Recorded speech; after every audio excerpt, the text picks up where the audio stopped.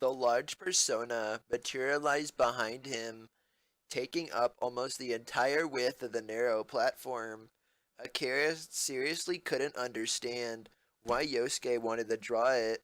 He could barely bring himself to look at it. It possessed some fairly powerful skills, but it didn't feel worth the embarrassment of summoning it. Ryuji seemed to think it was funny, but the girls all gave him such dirty looks when they saw it. It was humiliating. Mara, huh? Yosuke nodded, looking positively intrigued by the spectacularly disgusting creature. It tilted its bulbous head around as if inspecting the area despite having no eyes to, to discernibly see with. Hmm. Oh, I finally been summoned. I thought for sure I was going to be trapped forever. Feels so good to be free. It turned its attention towards Yosuke, wetly licking its lips in a manner that could be only described as lecherous. A guy? Eh, who cares?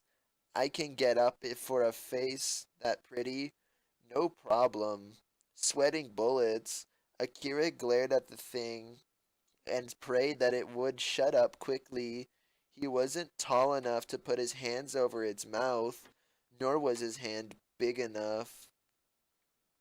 Yosuke lowered his sketchbook and tilted his head, looking confused. Are you talking about me? Indeed, I am a male. Do you find something strange about that? Akira narrowed his eyes and stared at Yosuke. Did he not realize what Mara was? No. Judging by the way he was talking earlier, he had to know. Still, it was difficult for Akira to stand back and watch the two oddballs have a conversation. Decoding Yosuke's train of thought was hard enough at times. Adding Mara to the mix only made things more outrageous. He had no idea what they were going to do. I could have sworn I was only into girls, you know. Mara gave a shrug of sorts, with its fourth arm like appendages, but that was back when I was just a shadow. Once I rejoined with the master, my horizons were broadened. You could say I ain't got nothing to complain about. It's just kind of weird to think how I'm just a part of him. My past is his past. My feelings are his feelings. So what I'm saying is, if I get real nasty on ya, it's his fault, 'kay? Just let me die, Akira said weakly, sinking onto one knee. Heedless of Akira's suffering, Yosuke put his sketchbook under his arm and came forward curiously, walking around the persona to inspect it. I see. I thought so.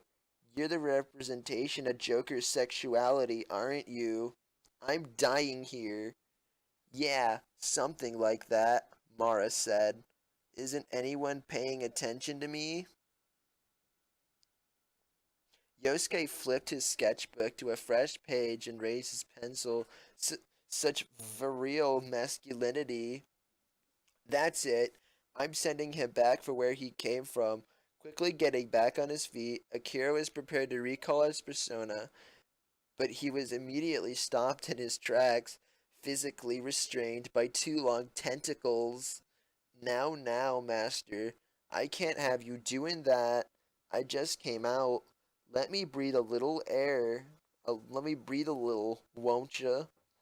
The boy looks interested in me, so let him do his thing. I promise I'll go away as soon as he's satisfied.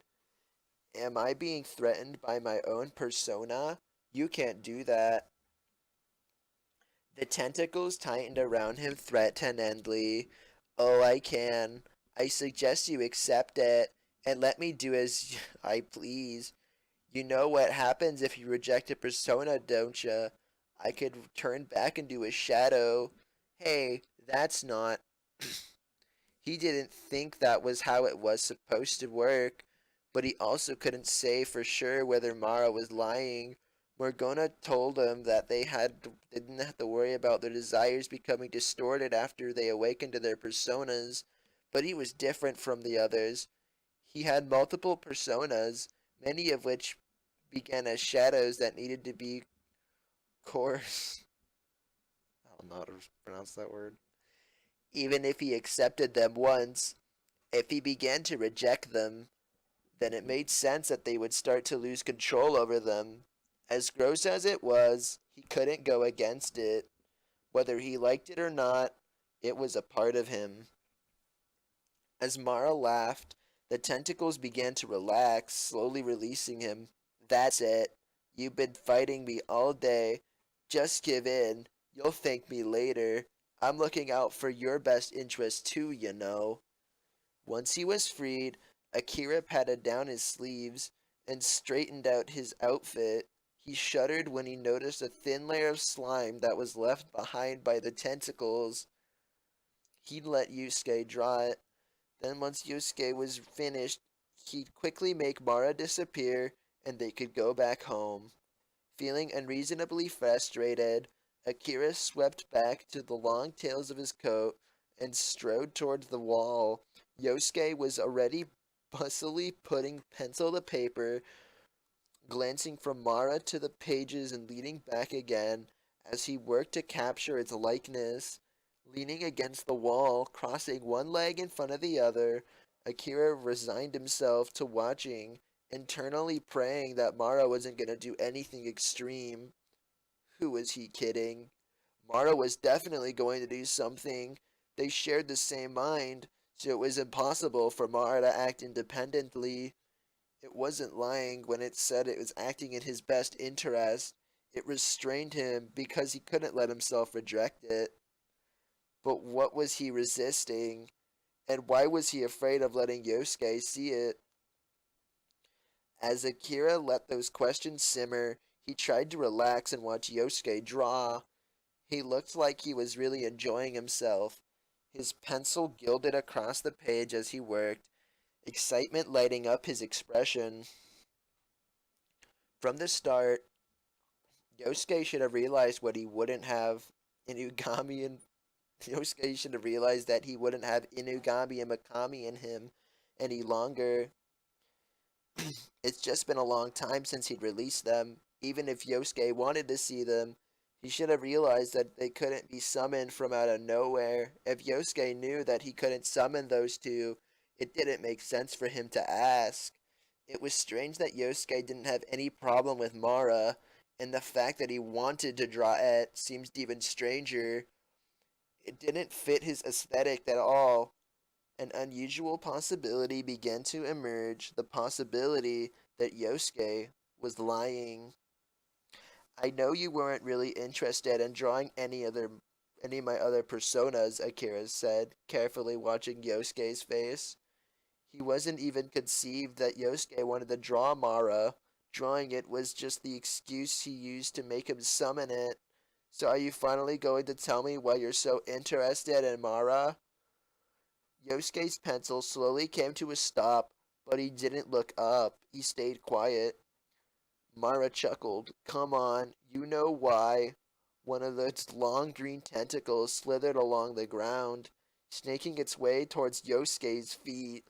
Yosuke didn't flinch away as it moved up his leg, caressed its way over his side, and coiled around one of his arms, wrapping itself tightly around his wrist. You're remembering now, aren't you? Holding on so tightly you were afraid of hurting him. That's. He remembered. Back at LeBlanc, there was something about that moment that had bothered him. Something about the look of Yosuke's face had worried him too. It made him feel scared. Without turning toward him, Yosuke glanced up, hesitantly meeting his eyes. It scares me too. How much I like this part of you. Another one of Mara's tentacles rose to bind one of Yosuke's ankles, but Akira didn't try to stop it.